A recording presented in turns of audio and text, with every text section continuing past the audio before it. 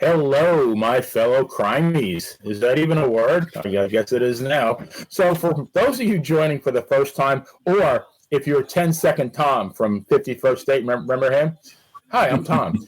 I am the player, Benny Scala, the host of the long-running Dan and Benny in the Ring podcast, as well as a weekly participant on the 30 and Wrestling Remembered shows, all of which can be seen on the Monty and the Pharaoh YouTube channel. Damn, just saying that made me tired. I want to take a nap because I'm old. And, of course, what would true crime be without the bad girl? What would true crime with the bad girl and the player be without my partner? Easy for me to say. In true crime, the one and only Boston bad girl, Lee Siren of Situate, New England Hall of Fame professional wrestler Brittany Brown. Brittany, in the words of Enzo Amore, bada bing, bada boom, realest guy in the room. How you doing? I'm doing fine, thank you. How are you? I'm great. Just Good a little to bit delusional. hear. Actually, I think this shirt should be a true crime. What do you think? The dress code police are probably waiting outside my door as we speak. And we are once again joined by our esteemed friend and colleague, the president of Thursday Night, Senor Guns, the Count of Monte Fisto, Phil DeCesare. Phil, how are you, my friend? Doing great, man, but my orange jumpsuit is in the wash, so we'll have to settle for the neon shirt tonight, you know. I'm hardly a fashion plate myself. How many digits does it have on it? Well, as we all know, the world of professional wrestling, as always, continues to be rife with shocking news. So, Phil, the Billy Jack Haynes case seems to be evolving on a daily basis. Any updates to the last True Crime episode on Monday? I've been searching high and low, Benny, and I haven't seen too much regarding his, we know his whereabouts, but in terms of the status or the evolution of where he's being housed, I'm not too aware right now. Been doing my due diligence, but I've not seen anything. I've searched for some local reports from some of the channels in the Portland area, and I have not seen anything yet. Have you seen anything at all on Mr. Haynes? It's been real hush-hush for the past few days. It has, mysteriously so. Even the whole McMahon thing, and that's, I was going to say that continues to have its twists and turns. And the latest is that a woman named Cara Pipia, hopefully I said that right. Sister to Cara Mia, that great song by Jane the Americans. A close friend of Ashley Massaro is now alleging that Stephanie McMahon was aware of Massaro's alleged rape in 2006 by a member of the U.S. Army while on a WWE trip to Kuwait. And I apologize for the multiple use of the word alleged, but at this point, that's really all these things are. Nothing's been proven yet. Now, we've talked about this case extensively, and I'm sure we're going to have a future episode or 10 about it. But really quick, I want to ask both of you guys, starting with Brittany. So if this happened in 2006, where has this Cara lady been for the past 18 years? Yeah, I saw that, the whole thing. I was a little alarmed with the way she was talking and acting. Didn't make her look too credible or sound too credible. Right. And I agree with you. Why now? Why now? Why didn't you come out with it the day after she committed suicide, or a week after, or a month after even? Yeah, that's my point. Yeah, it just doesn't make sense. I don't understand it. It's horrible that her friend died, and I do believe that is a lot of the reason why that happened. I've known about this for a long time, and I also heard that the higher-ups in the WWE have known about it for a very long time. So. Yeah. How about you, Phil? What do you think? I kind of thinketh it stinketh a little bit, I have to say. Again, the timing of it is, where was this woman for all these years? Surely her voice would have been heard. We can understand maybe if the wheels of justice behind the scenes were turning slowly, as they tend to do. But given the age we live in, now if a tree falls in the forest, we're all going to hear it because someone's going to be there. So, we should have heard already about this from this woman. We really should have had the backstory already. And again, now we're targeting Stephanie McMahon. And it does seem like there is kind of a concerted effort just to take all of the McMahons out of the company and out of the business. So, again, she would have had much more credibility if she came on the scene way back when. So, again, here the situation is we're talking about a woman herself, a victim who's been dead for a number of years too, who can't even speak on this. So, I'm not ready to jump on this yet and buy into everything she says, but who knows? Totally agree. So, folks, anyone who knows any or all of us, hang on one second. Do we see Miss Pipia here? Your brain changes as you get older. Not a good look. But anyone who knows any or all of us knows what professional wrestling means to us. I don't know if, I know Phil, because Phil knows he gets all of my references. Remember the movie Back to School? Professor Turgison. Of course I do. The late great Sam Kinison. Of course I do. Talking about history. Yeah. He said history was precious and sacred. And you cradle it in your arms just like a newborn. And that's how we feel about professional wrestling and its rich and glory past. And that was the basis for choosing not really another wrestler, but somebody with some wrestling connection, which is Dr. Sam Sheppard, the good doctor turned very bad wrestler, as the subject for this episode. And Dr. Sam and this case goes way back to the 50s, way before pretty much any of our times. It's still very unique and interesting. And the bad girl is going to take us through the Cliff Notes version of this story. Yes. So this is a very interesting one. And, talk about twists and turns. But yeah, Sam Sheppard, by all accounts, he had the perfect life. That's the way it looked. He was a neurosurgeon at Bayview Hospital, was married to a beautiful woman named Marilyn, and had a young son named Chip. They had a beautiful lakefront home in Cleveland and frequently entertained neighbors. Such was the case on July 3rd, 1954. During the course of the evening, Dr. Sam fell asleep on the daybed in the living room. Marilyn walked the neighbors out and went to bed in their upstairs bedroom.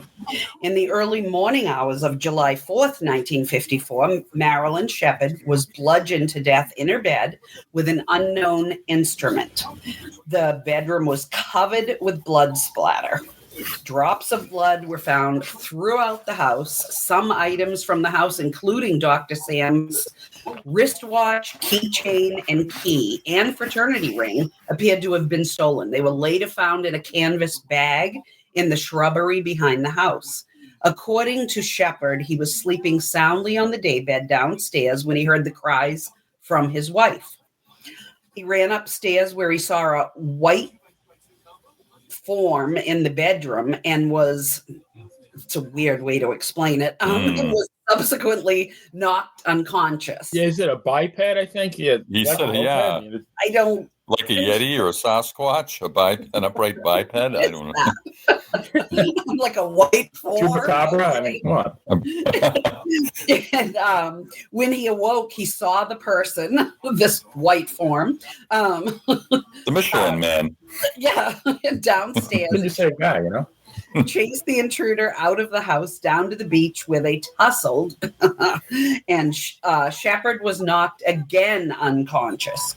At 5:40 a.m., a neighbor who was actually the town's mayor received an urgent phone call from Sheppard, who pleaded for him to come to his house. When the neighbor and his wife arrived, Dr. Sam was found shirtless and his pants were wet with a blood stain on the knee.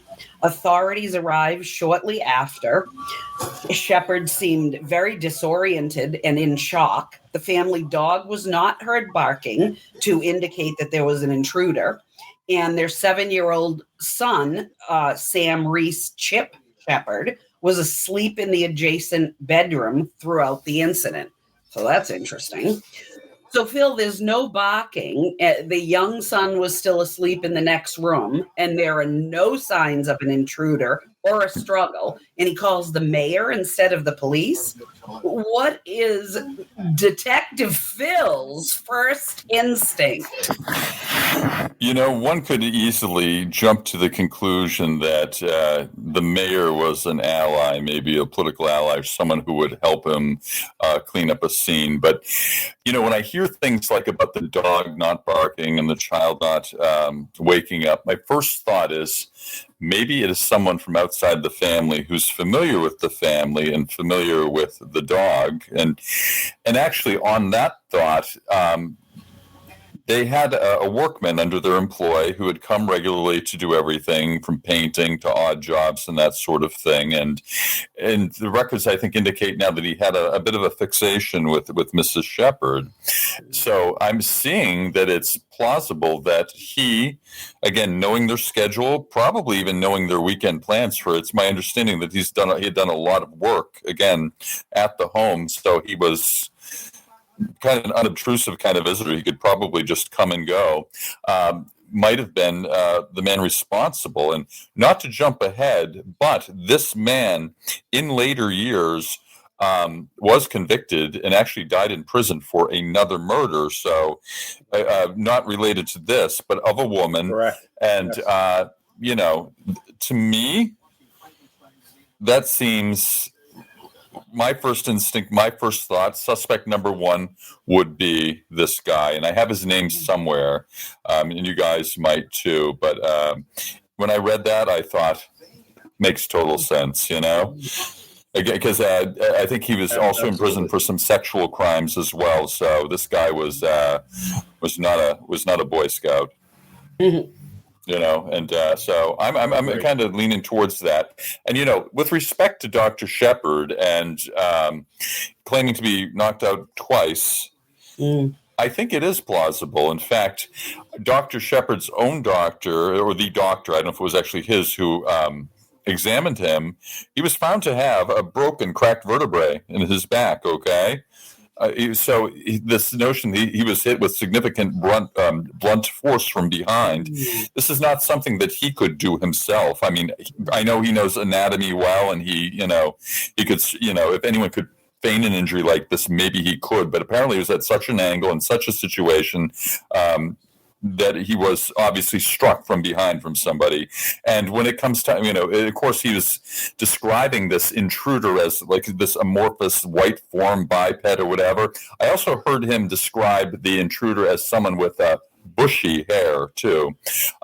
Again, he might not have been seeing right at that time too. So he was in a stupor to begin with, whether he was actually fully conscious when he was fighting for his life and trying to save his wife, And of course, he was again knocked out down at the beach. So to me, I really don't see, again, this is just my outsider looking in view, that he had anything to do with this. But I don't know I want to hear what you guys have to say. Yeah, we'll definitely get to that. I have two quick takes, though. One is, Jerry Wills is in the chat room. Oh, good. He's a great trivia person. Yes. And, the reason why I'm going to bring this up is because, Phil, you mentioned he was knocked out twice. Yeah. And my first thought was to Jimmy Olsen in Superman. Cub reporter. And how many times do you think, and I don't know how many episodes there are, Superman, what's his real name? I think Jack Larson. Yes, the original and greatest. How many times was Jack Larson pistol whipped in Superman? The under-over, I'm going to say, is about 73. It seems like every episode he got knocked out at least once. But the only thing that really kind of, because we all have kids and everything, is that when he came to, that he, apparently heard a noise downstairs, and he chased the intruder supposedly out of the house, and then he's tussling with the guy on the lake. As a parent, my very first instinct would have been, to go into that kid's room and make sure he's safe before I did anything. So that's my one, to me, that's a huge red flag. But now keep in mind that we're talking about the 1950s here. Absolutely. Many years before the internet, cell phone, social media, even television was in its relative infancy. That's when the days of wrestling on the Dumont Network. And the main source of communication was, hard as it is to believe, in 2024, the newspaper. And now, I don't know why, but for whatever reason, the Cleveland press was not a huge fan of Dr. Sam Sheppard. And in fact, they put pressure on the coroner to do an inquest, and shortly afterwards, Sheppard was arrested. They immediately focused on him. The police didn't believe his story, and they didn't really want to consider any other suspects. But the press ran many stories which are quite actually inflammatory toward Sheppard. A federal judge later made the remark, if there was ever a trial by newspaper, this is a perfect example. And this really gets me. There was a popular radio show alleging that Sheppard was having an affair with a New York City woman with who he had fathered a child. And two members of the jury, not only did they hear this, but the jury was not sequestered. They did admit to the judge that they heard the broadcast. And the judge didn't even remove him from the jury. And, if Frank Barone was here, he'd be screaming, holy crap, right? It sure sounds like the deck was stacked against the dock. The trial ended on December 21st after 4 days of deliberation. Now, bad girl, you were going to tell me that despite the overwhelming odds, Dr. Sam had a nice early Merry Christmas, right? Contram, my friend. The jury found Sheppard guilty of second-degree murder, so it wasn't a very Merry Christmas. He was sentenced to life in prison. On January 7th, 1955, about 2.5 weeks after the trial ended, Sheppard's mother, Ethel, was found dead from a self-inflicted gunshot. 11 days after that, his father, Richard, died of a bleeding gastric ulcer. So I would say not a very happy Christmas season for Mr. Doctor. No. Not at all. So you're telling me in a span of 199 days, which is a little bit more than 6.5 months. So he loses his wife to murder, his mom to suicide, his dad to illness. Oh, and by the way, now he's a convicted murderer. I mean, that sounds like a country record. The only thing you're missing is a dog with a broken leg, right? A hound. Otherwise, you got the whole thing. And the pickup truck. So he does serve 10 years, and his attorney, William Corrigan, spent 6 years issuing appeals on Sheppard's case, all of which were summarily rejected. And as a result of this, William Corrigan left his law practice and formed a rock band called Smashing Pumpkins. Actually, he passed away in 1961. Yeah, and I knew Phil would get that one. And his case was taken over by a young attorney named F. Lee Bailey. And if that name sounds familiar, it's because he was part of the Dream Team that defended O.J. Simpson. And Bailey had a writ of habeas corpus, if I said that right, granted on July 15th, 1964. So our special investigator, Phil, a.k.a. Senior Guns, a.k.a. the Thursday Night President, a.k.a. the Count of Monte Fisto, I'm tired, was not present at the trial, due in large part to not having been born yet. But he has done his homework, and he'll fill us in about the appeal as well as the retrial. Yes, absolutely. The great F. Lee Bailey did come to the defense again after his sentencing, his conviction for second-degree murder. F. Lee Bailey came. He charged that Judge Blythen with improper conduct in federal court, which means he did very little to shield Dr. Sheppard from the media circus that ensued. We remember 1994, 1995, OJ and the circus that was, the circus that launched 24-hour news coverage, the white Bronco, the slow chase, and everything subsequent.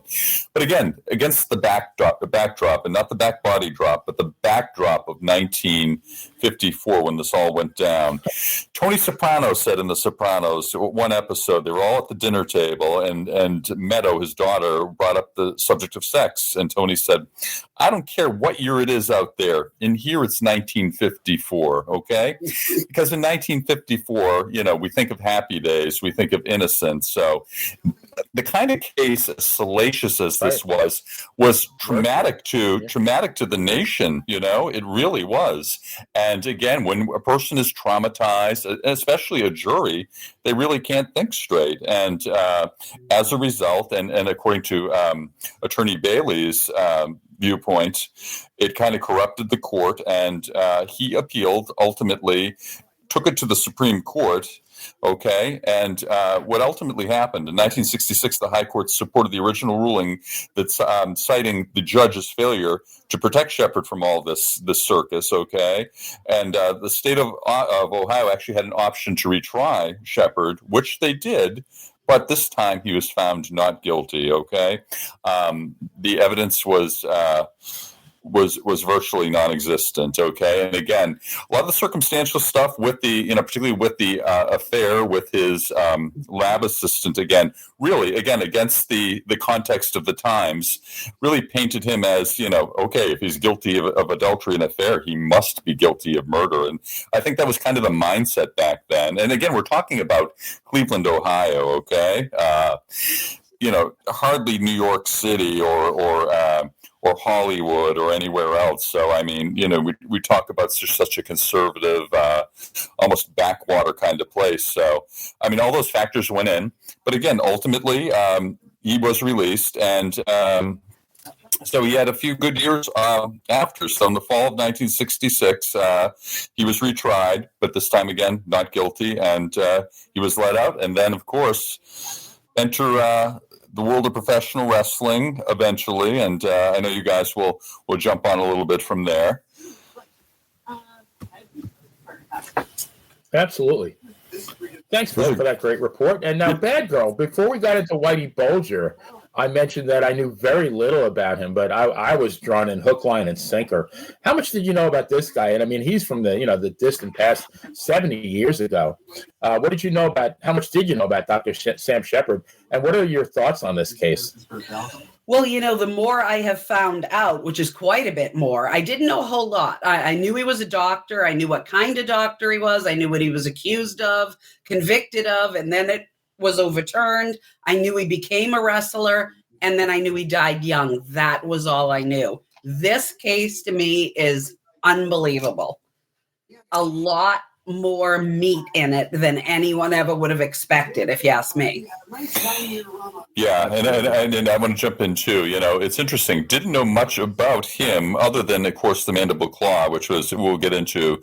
But when Mick Foley came along in 1996 and brought that in, and then Jim Ross started making references to Dr. Sam Sheppard, the fact that Mankind was wearing this mask made me think that there was some kind of Hannibal Lecter quality or characteristic to Dr. Sheppard, which kind of spooked me just thinking about that.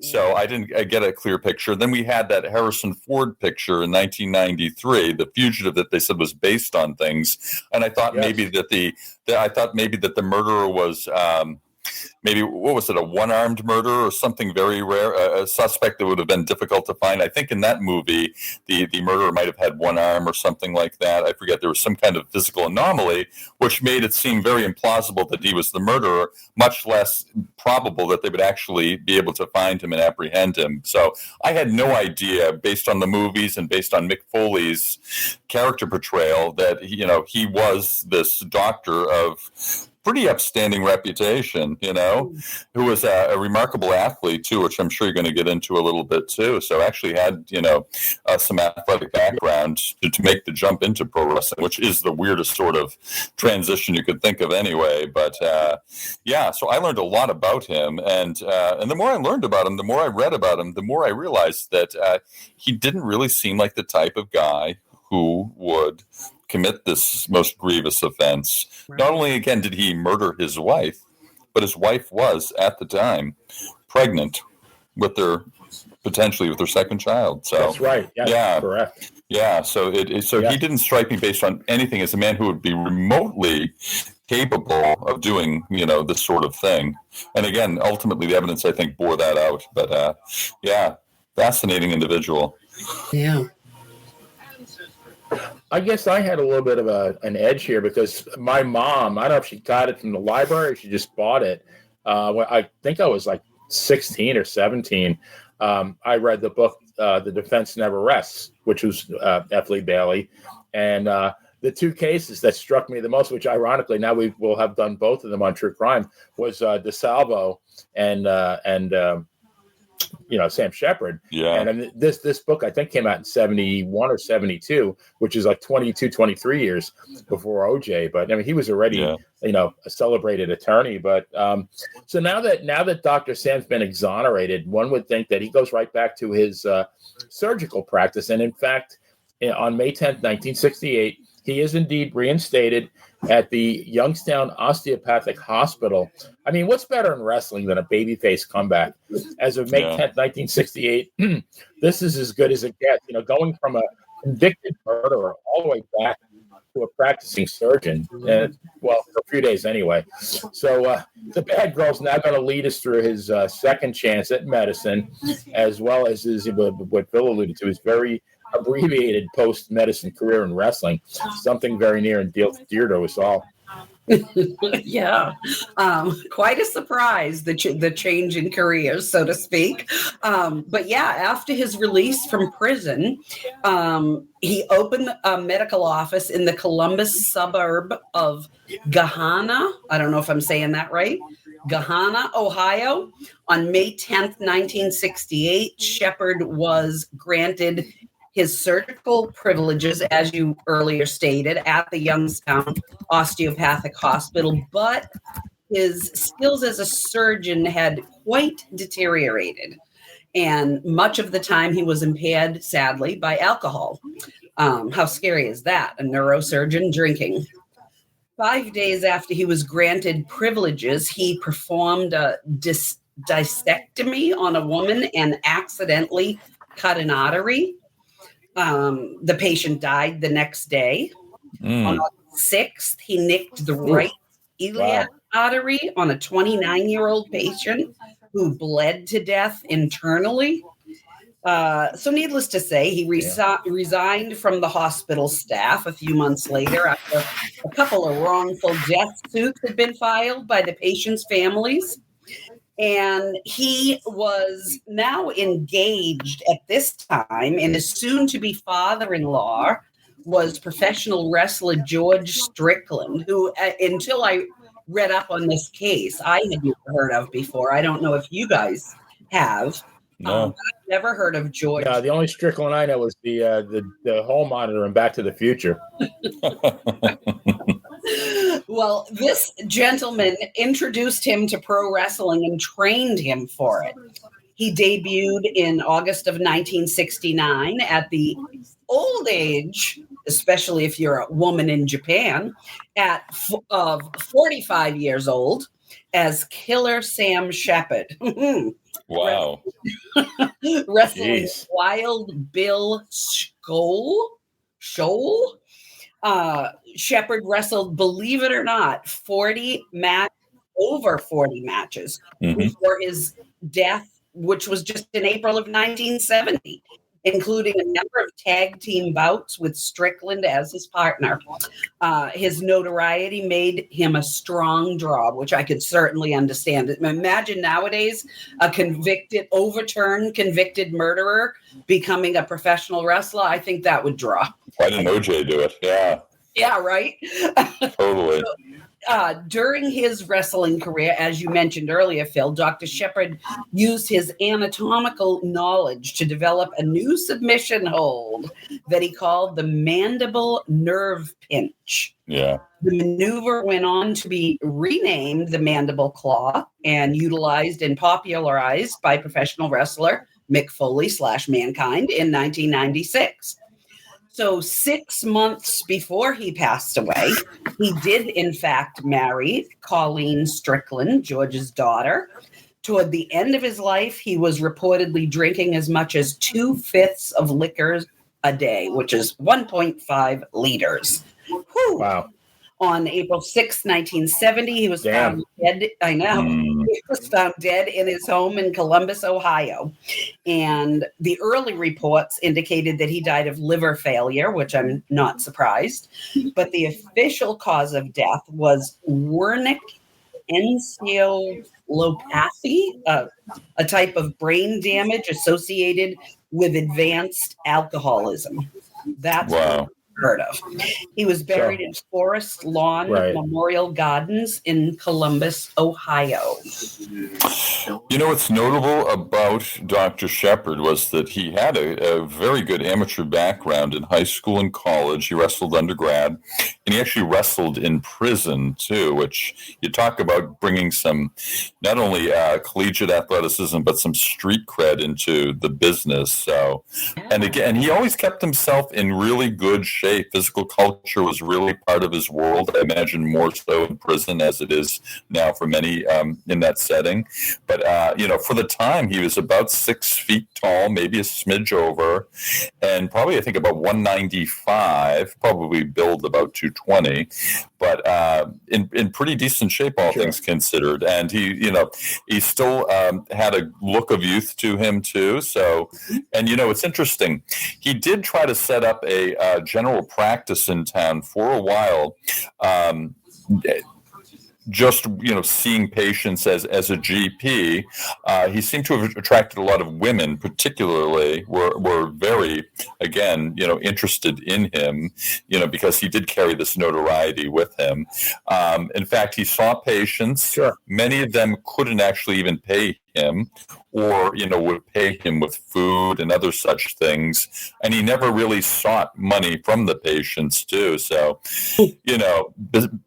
despite those horrible situations he had with surgery, obviously he wasn't well enough to perform anymore. He did try his hand at more of a general practice too, but again, the town, and I think he had 30 patients at one point, I read too, but it just wasn't something that held his interest or could really even sustain him at that point, financially. But and that's, I think, in part why he turned to wrestling too, because again, the promises from Strickland of these big paydays, and he did perform in front of some good crowds, for his limited run in the business for the several months. So again, semi-mains and main events. So he made an impact in the business, and he did bring a really pretty innovative and very realistic sort of finisher. And again, I marvel at the fact that it had taken some 6 years or 25 years for someone to capitalize on it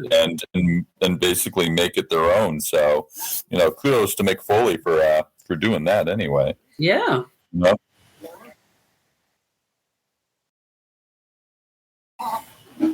Yeah, we're getting a notification here from our producer, Bruce, that it's about time we cut this for a minute and hear from our commercial sponsors. So we will be right back, folks. The Monty and the Pharaoh Show is brought to you by... Because wine is your second favorite four-letter word. California wine, New York attitude. Good fucking wine. Yeah. Tired of that same old breakfast, lunch, and dinner? Same old tasting scrambled eggs, burger, that dinner steak, ribs, or pork chops? Why not add a little bit of spice or just a touch of heat to make the difference? Change that scrambled egg with a little bit of Johnny Fabulous's John Cena Sr.'s $1 Million Jalapeno Hot Sauce. Great on burgers, steaks, chops, and those barbecued ribs. And Nitro's Garage for all your automotive needs. Call 646-675-2349. That's 646-675-2349. For all your automotive needs, Nitro's Garage. Ask for Jack.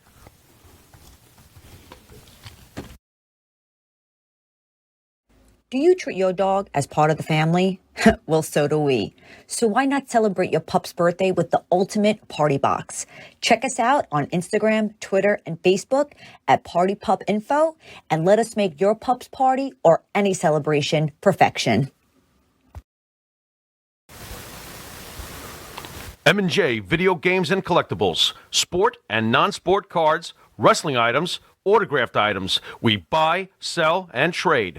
M&J Video Games and Collectibles, located at 1049 Queen Street, Southington, Connecticut. Call us at 1-860-479-9223 or 860-93-GAMES. M&J Video Games and Collectibles.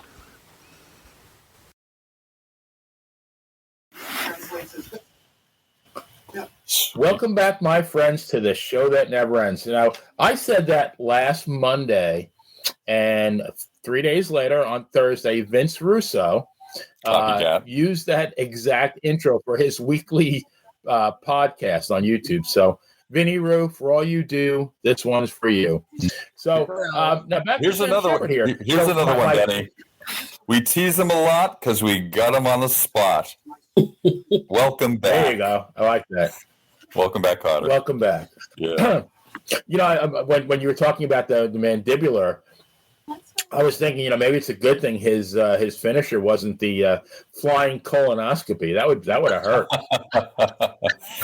Well, Andre used to check the oil, as you may recall, reading or hearing sometimes in the ring with someone he didn't like. There you go. Some people have a green thumb. Andre had. Well, we won't say that. It wasn't a green thumb. But, there you go. I can't even imagine. So now, Dr. Sam's body remained buried until September 1997 when he was exhumed. Yes. For DNA testing as part of the lawsuit brought by his son Chip, no relation to Firebreaker Chip, to clear his father's name. I knew Phil would get that too. Phil gets all my references. Next thing you know, you'll be pinned to a guy named Chip. Right. Rodney Now, the DNA testing actually did absolve Sheppard of the murder. So then one must ask if the doc didn't do it, who did? So the bad girl's going to take us home, and I guarantee she won't be slipping on a meatball, Captain Lou Albano style. No, definitely not. Well, Playa, during the civil trial, which was ultimately dismissed as it fell outside the statute of limitations, plaintiff attorney Terry Gilbert contended that Richard Eberling, an occasional handyman, this is exactly what Phil was talking about earlier, and window washer at the Sheppard home was likeliest the suspect in Marilyn's murder. Eberling found Marilyn attractive, and he was very familiar with the layout of the Sheppard home, just like you were saying earlier, Phil. I mean, this sounds so much like, it's him. So several years after the murder, he actually confessed to several burglaries in the area. He showed detectives two rings that belonged to Marilyn Sheppard, and he claimed that he stole the rings from Sam Sheppard's brother's house in 1958, 4 years after the murder. He also confessed to having cut his finger while washing windows at the Sheppard home shortly just before the murder. That was his explanation of why his blood was on the premises. A polygraph test was given at the time, and it was determined that he was being truthful. Now, that's not what I was expecting. I thought for sure that wasn't going to work out for him. However, a re-examination of the results years later shifted the determination to either inconclusive or deceptive. Yeah. Isn't it funny how it's either or? So he was later convicted of murdering Ethel Mae Durkin, a wealthy elderly widow. Both of Durkin's sisters, Myrtle Frey and Sarah Bell Farrow, died under mysterious circumstances. Isn't that interesting? Mm-hmm. Frey was killed after being savagely beaten about the head and face and then strangled. Farrow died following a fall down the basement steps of the home she shared with Durkin in 1970, a fall in which she broke both legs and both arms. Eberling died in an Ohio prison in 1998, where he was serving a life sentence for the 1984 murder of Ethel Mae Durkin. For this man and from Russia with love. A fitting end. Wow. It's a quote, the great Bart Simpson, ay caramba.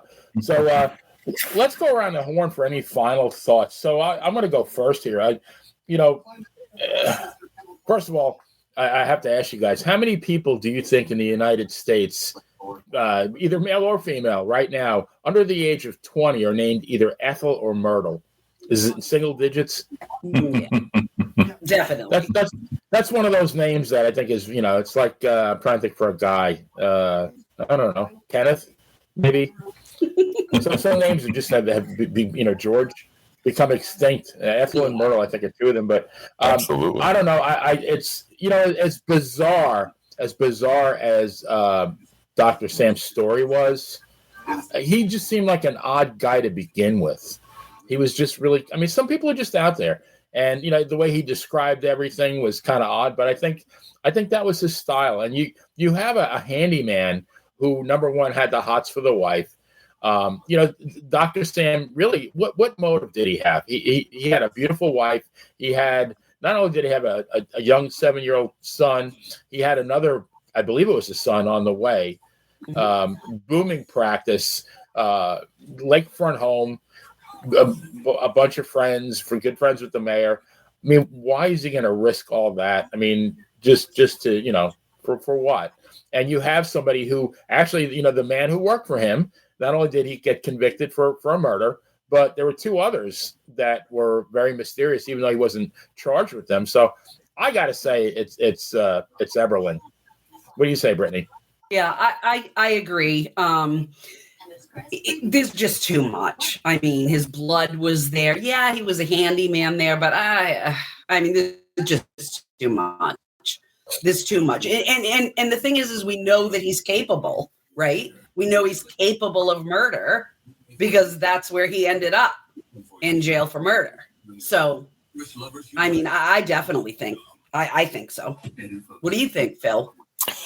I totally agree. It's like Occam's razor. The simplest explanation is likely the right one. So, not to bring a razor into the conversation, but I do believe, And again, this guy, his penchant for brutality, as evidenced by these murders for which he was convicted, makes it. And again, the setting, the scene of this murder. I mean, there are just so many parallels, But more interesting, and one of my bigger questions, because I really feel that I believe that it was he who did the murder, is why the editor of the paper was pushing so hard to jail and convict. Why all this pressure was put upon the court, and in a modest amount of time, they found him guilty. Again, this guy was friends with the mayor. I mean, was this something between the editor and the mayor?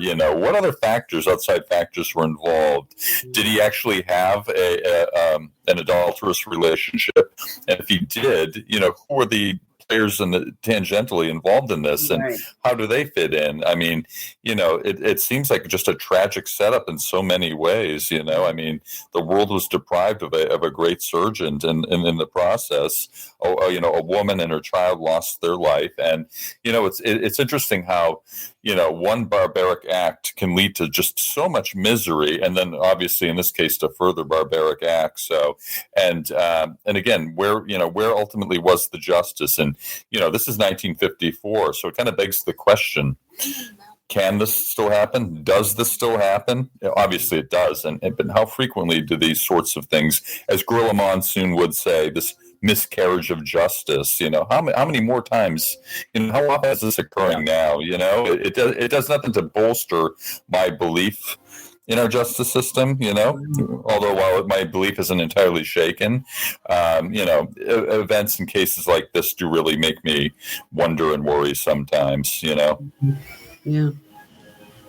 That's kind of my deal on that. I totally agree. And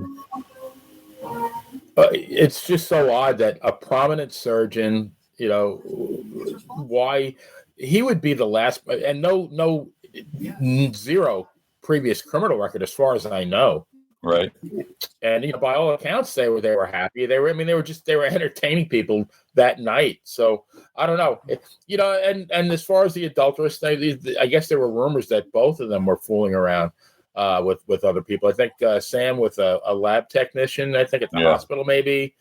And I thought I read that Marilyn might have been messing around with the mayor himself. So, and that was another thing that I forgot to, as far as the red flags, besides the fact that he didn't check on his son immediately, that was the one thing that really, made me wonder and there was apparently about a 2-hour delay from when the coroner said she passed away till the time he even called the mayor. Like, why did you do that? Number one. Wow. And number two, why are you calling the mayor, not the police? But, everybody reacts differently. I mean, if you do believe his story that he was, knocked out twice, Yeah. he had either anywhere from a moderate to a very severe concussion. Right. And you're not going to be in the right frame of mind to do anything at that point. Yeah. So I don't get it either. I mean, they, like that judge said, he never saw such a trial by newspaper before. That Cleveland Press was out to get Dr. Sam for whatever reason. Yeah. Oh, horrible. Makes you wonder if they were related to the handyman somehow. Mm. Yeah. And again, a testament to the power of the printed word, too, back then. Yeah. And his injuries, I'm telling you. Thankfully, what's that, Phil? Just his injuries alone. How is he going to strike himself in the back of the head, crack his vertebrae like that at such an angle that could be, with a potentially disastrous result? He obviously was hit with some great force from behind, and it's a wonder he survived that, actually, too. Yeah, he was really close to paralysis or even worse. And who knows? Maybe the guy left him. I mean, because you'd wonder why. The guy would obviously it was overkill from Maryland. Why didn't they do the same for him? But maybe they thought that he broke his neck and he was dead. Yeah. Yeah. The other thing I don't quite understand is I don't know the location of the daybed that he fell asleep in and where that was in relation, because apparently he fell asleep while they were watching a movie, Dr. Sam, while they were entertaining the guests. And after she let the guests out, she went upstairs. But where was that daybed? So in other words, if somebody's breaking into the house and they see him, what you would think that they'd go for him immediately. But I don't know if it was in a room to the side where the guy just went right up the stairs. That part I don't know. Do you guys know? I don't know. I don't know the layout of the house and how he seemingly was the first target.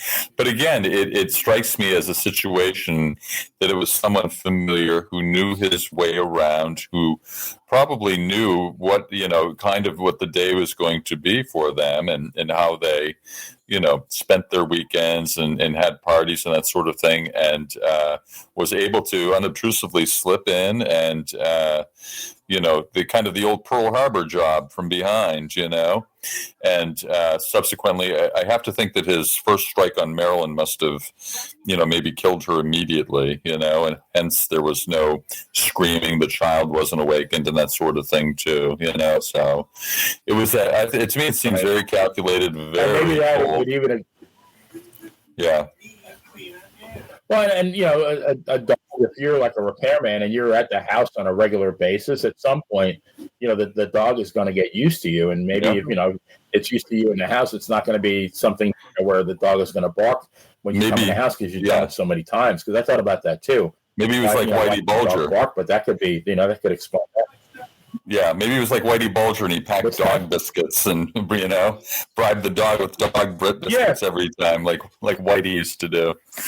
He went to PetSmart on the way, and got some deer jerky. There you go. Yes, deer jerky. Well, I mean, this was quite the episode, and I do speak for all of us in giving a huge shout out to all our friends who are watching live in the chat room. But I know that many of you will be watching later on, and we thank you for that as well. And True Crime with the Bad Girl in the Play is growing by leaps and bounds, and that is all due to everyone out there supporting us. So for the Bad Girl, Brittany Brown, and the president, Phil DeCesare, this is The Playa, wishing you a safe and prosperous week. See you next crime. Cue that unsolved mystery music. Love it. Yeah. It's spooky, man. That's good.